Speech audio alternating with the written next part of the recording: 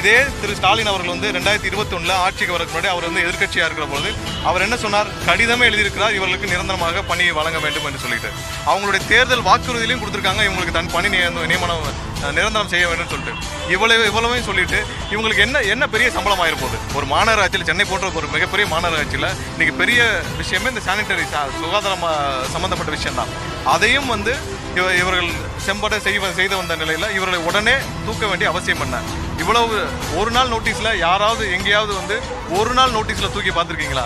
இது போன்ற ஒரு சர்வாதிகார போக்கை இந்த அரசு வந்து கடைபிடித்துட்டு வருது. இவர்களுக்கு கண்டிப்பாக இவங்க போட்ட அந்த ஜிஓவை கேன்சல் பண்ணி இவங்களுக்கு வந்து பணி நிரந்தரம் வந்து செஞ்சு கொடுக்கணும். இவர்களுக்கான உத்தரவாதத்தை இந்த அரசு வந்து வழங்க வேண்டும். ஏன்னா 2000 பேருங்கிறது பெரும்பாலும் பெண்கள், அவர்களுக்கு வந்து கணவனை இழந்தவர்கள் பலர்.